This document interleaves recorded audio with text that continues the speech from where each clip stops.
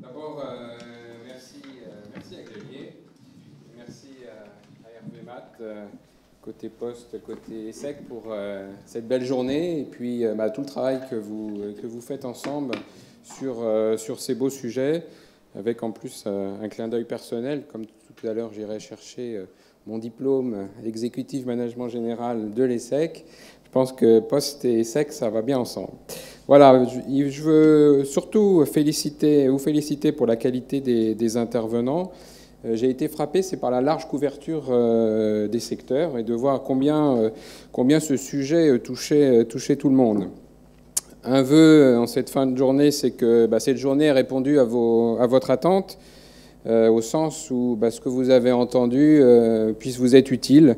Le but de ces journées, c'est quand même de faire en sorte que vous avez entendu des petites choses, des petites graines, et que vous dites demain matin qu'est-ce que je vais en faire. Je reconnais que j'ai été passionné par les problématiques de logistique urbaine que j'ai entendues tout à l'heure.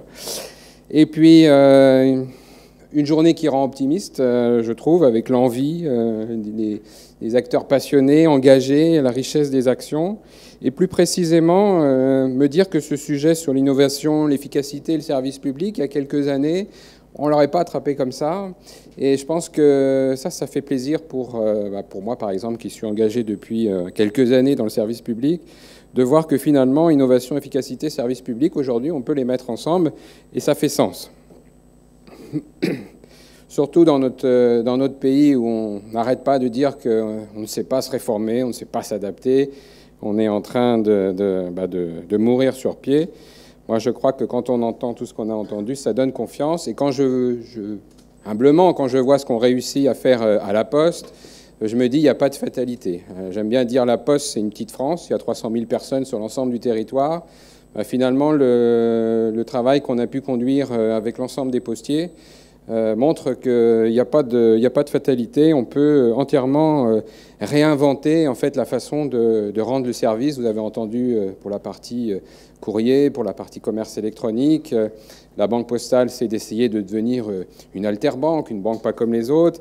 Et puis au niveau des bureaux de poste, projet dont j'ai eu la chance de m'occuper, c'est en fait de me dire finalement cette file d'attente dont on n'arrivait pas à se débarrasser, c'était d'une certaine façon simplement une façon de voir le service public et l'égalité, et qu'en fait, en repensant complètement les choses et en restant dans les problématiques d'intérêt général, mais en repensant l'organisation, on pouvait faire de l'égalité, mais dans la qualité. Et ce travail de réinvention sur les bureaux de poste, pour moi, c'est un bon exemple de la capacité d'acteurs ensemble, concrètement, de prendre un sujet qui semble difficile.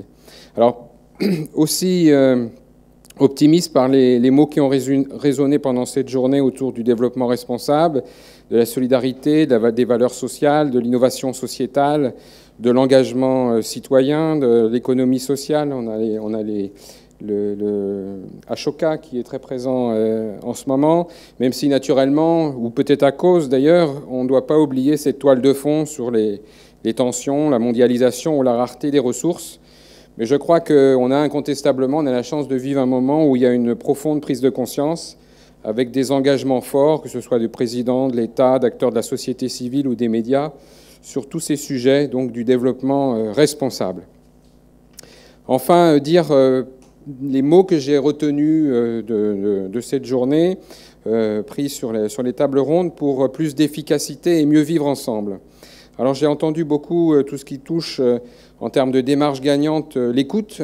C'est par là que tout commence. D'abord, il faut, pour bien connaître les attentes autour de nous, il faut écouter. Il faut savoir écouter les clients, les consommateurs, les usagers. Il faut savoir prendre le temps de l'écoute.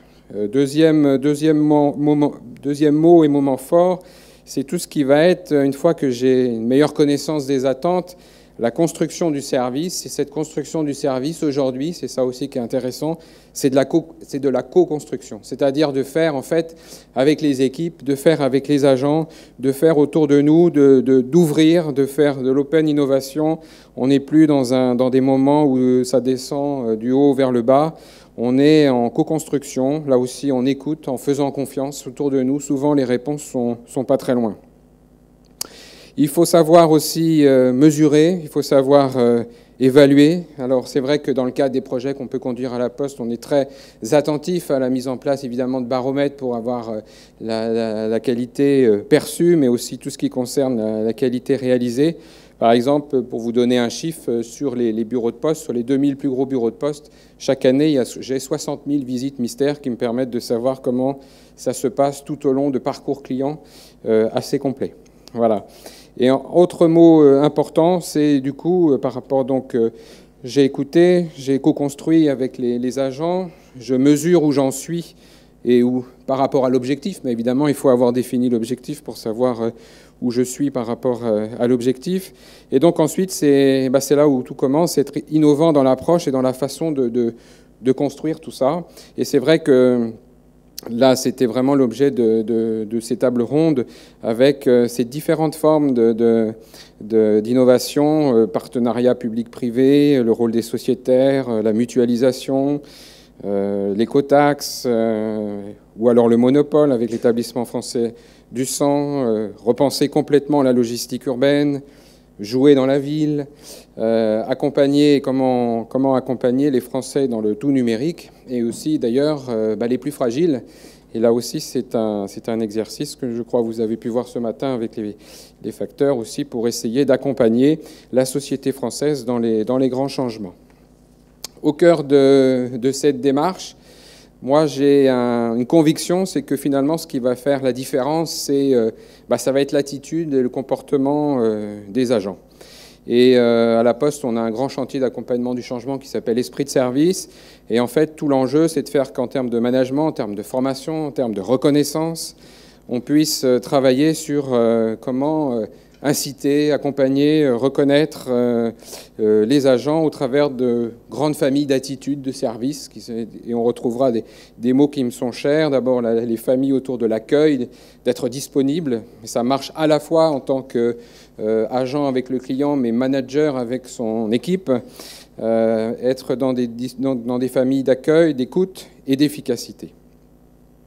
On en parle souvent avec Xavier, la responsabilité ne se décrète pas, et donc tout l'enjeu, c'est d'arriver à donner des marges de manœuvre, et pour ça, à faire confiance, et évidemment à rendre compte. D'où l'importance des notions de management. C'est évidemment au cœur, à mon avis, d'un sujet comme aujourd'hui sur le service public, l'innovation, l'efficacité, c'est le rôle du management, que ce soit évidemment dans le secteur public et dans le secteur privé, pour créer ce bon climat. Un climat qui est propice à l'innovation, notamment à l'innovation participative. Par exemple, à la Poste, on est sur une tendance de 10 000 idées quand même par an, où chaque agent va donner une idée pour améliorer soit son quotidien, soit un processus, soit un produit, et de faire en sorte que petit à petit, on s'améliore.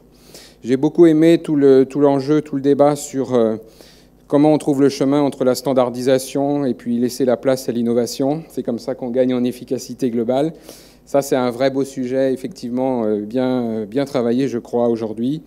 Et enfin, pour que cette efficacité nouvelle du service public, qui pour moi est incontestable, pour cette innovation, cette capacité à se réinventer, à se moderniser, s'adapter, au moindre coût, évidemment, soit mieux connue des Français, je pense que ce colloque a été utile, et donc je vous remercie.